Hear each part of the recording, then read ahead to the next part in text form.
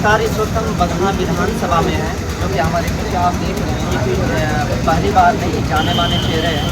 और बगहा विधानसभा में लगभग 3 बार विधानसभा के इलेक्शन लड़े हुए हैं। कमरान अली साहब हमारे साथ हैं और अभी यहाँ पे जनसुराज की एक मीटिंग रखी गई थी और जनसुराज के तरक्की के लिए या फिर जनसुराज के जो वर्कर हैं उनके लिए इनसे हम बात करने की कोशिश करेंगे और जानने की कोशिश करेंगे प्रशांत किशोर के जितने भी वादे हैं वो ग्राउंड पे आने के बाद वो कितना रियलिटी रहेगा। और अभी तक सत्ता में आने से पहले जितने भी पॉलिटिकल लीडर जो वादे करते हैं उन वादों पे वो कितना कायम रहते हैं। क्या प्रशांत किशोर जी उन वादों को पूरा करेंगे या फिर वो भी जो वादे करते हैं बस उसी में रह जाएंगे। यही सब मुद्दे पर हम बात करने की कोशिश करेंगे और जानने की चाहेंगे। आप बने रहिए हमारे चैनल में। बहुत बहुत स्वागत है आपका हमारे चैनल में। सबसे पहले सवाल ये है कि जनसुराज जो अभी नई एक उभरती पार्टी है और ज़्यादातर युवाओं को इसमें देखा जा रहा है, तो आपको लेकर के आप जैसे एक देखा जाए तो आप इलेक्शन भी लड़ते हैं और एक अपने लाइफ में अपने निजी ज़िंदगी में एक वकील भी हैं, तो एक नौजवानों की लाइफ को लेकर के आप क्या बताएं? देखिए, सबसे बड़ी बात यह है कि जनसुराज अभी एक अभियान है। ये पार्टी के शक्ल में 2 अक्टूबर के बाद आएगा, पहली बात। दूसरी बात, आप बिहार की स्थिति और बिहार के बदहाली को देखेंगे तो विगत 40-50 वर्षों से यहाँ पे जो भी घोषणाएं हुई उस पर काम नहीं हुआ और निश्चित तौर पे प्रशांत जी जो है वह कहीं अपनी बात नहीं कर रहे हैं, वह समस्त बिहार वासियों को आगे करके एक मतलब विचारधारा के साथ जोड़ना चाहते हैं, जिस विचारधारा का एक ही उद्देश्य है बिहार को बदलना और विकसित बिहार बनाना। पहली बात तो मैं ये कहूँगा।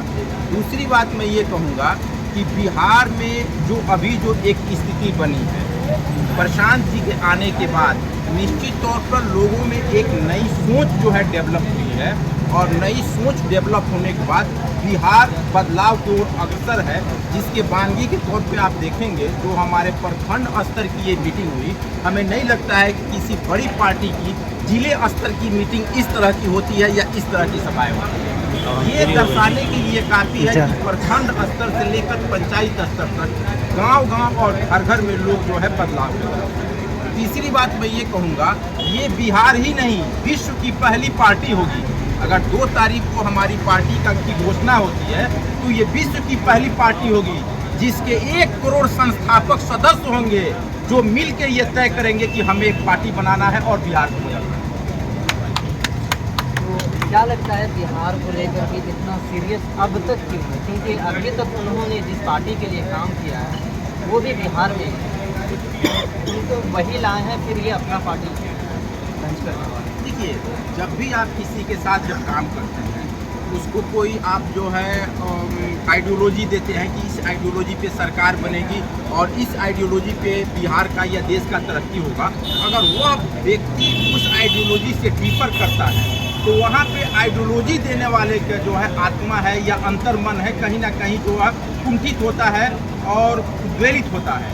वैसी परिस्थिति में प्रशांत जी भी इसके शिकार हुए हैं और उन्होंने ये जरूर सोचा है कि जो हम लोगों को बनाने का काम कर रहे हैं, अब क्यों नहीं हम खुद बिहार के लोगों को बनाएं और बिहार के लोगों को खड़ा करें कि एक विकसित बिहार बनाएं।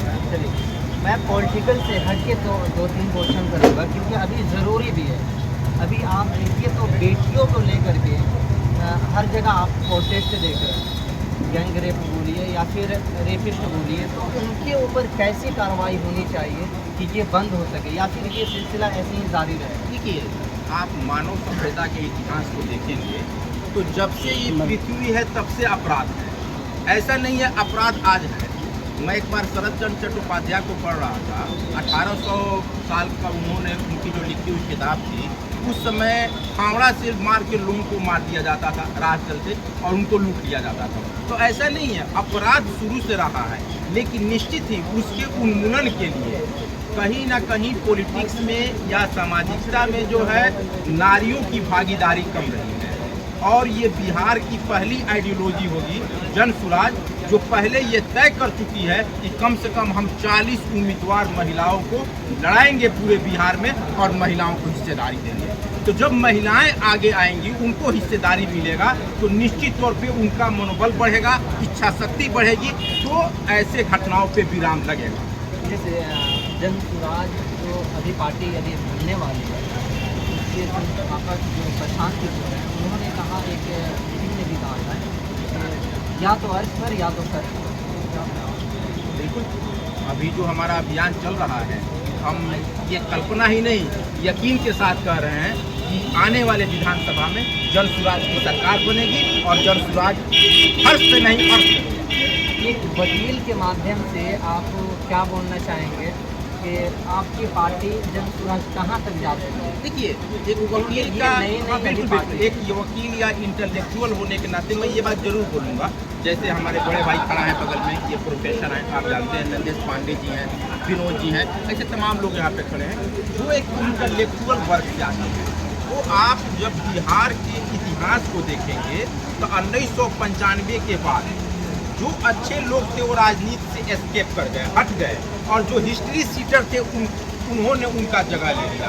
राजनीति का अपराधीकरण हो गया, जिसका परिणाम आज देख रहे हैं। लेकिन प्रशांत ने जो एक वादा किया है, सही सोच, सही लोग और सामूहिक प्रयास, जिस तरह से इंटेलेक्चुअल पार्टी में आ रहे हैं और बड़े सोच के लिटरेट लोग पार्टी में आ रहे हैं, आपको सुन के ये आश्चर्य होगा कि पिछली मीटिंग में पटना में ये तय हुआ था कि चुनाव कौन लड़ेगा, तो मोस्टली युवाओं का ये कहना था जो बीए पास होगा वह चुनाव लड़ेगा। ये हिंदुस्तान की पहली पार्टी होगी जो इंटेलेक्चुअल लोगों को आगे लाएगी। जब हिस्ट्री सीटर हटेंगे और इंटेलेक्चुअल आएंगे तो दशा और दिशा दोनों में परिवर्तन होगा, जो आपको दिखाई देगा। एक लास्ट क्वेश्चन है, इलेक्शन के वक्त हर एक पार्टी या फिर कोई भी पार्टी हो, गरीबों का जो इमोशन होता है उनके साथ बहुत अधिक तरह से खिलवाड़ होता है। उनके लिए सड़क बनाएंगे, रोज़गार देंगे, या फिर उनका जो पेंशन है, लाइट, बिजली है, ये सब मुद्दों पे उन लोग को बयान आता है। लेकिन आप जो है क्योंकि सोशल चैनल से जुड़े हुए हैं और मेरी कहीं मुलाकात आपसे नहीं है, लेकिन एक बात मैं ज़रूर कहूँगा कि आपने कहा कि सेंटीमेंट को टच करते हैं, सेंटीमेंटल करके लोग वोट ले लेते हैं। आप हमें ये बताएं कि सेंटीमेंट है कहाँ बिहार में? इसने आपके सेंटीमेंट को टच किया। इस पार्टी ने कहा कि हम कॉलेज बनाएंगे, स्कूल बनाएंगे, रोजगार देंगे, बाहर से मजदूरों को बुला लेंगे, किसी ने कहा ही नहीं। हम तो ऐसे ही वोट देते रहे आज तक। सच्चाई तो यही है। ये तो पहली बार प्रशांत जी जो आए हैं जो इस बात को कह रहे हैं, जो अगर बहुत बात कह रहे हैं तो उसमें कुछ होने वाला भी है, तभी कह रहे हैं। जिसको नहीं करना था वो कहा ही नहीं, वो तो सीधे पार्टी लेकर आए, हम लोग वोट किए। फर्स्ट टाइम युवाओं को आप क्या बोलना चाहेंगे, फर्स्ट टाइम जो वोट देने गए? मैं उनको यही बोलना चाहूँगा कि वो प्रशांत जी को वोट करें, जन सुराज को वोट करें, या कहीं भी अपना वोट करें, लेकिन एक आइडियोलॉजी को वोट करें, एक विचारधारा को वोट करें। ट्रेडिशनल पॉलिटिक्स से हमें हटना होगा, एक आइडियोलॉजी के साथ आना होगा, तभी जो है बिहार को बदला जा सकता है और एक नई क्रांति और विकसित बिहार को बनाया जा सकता है।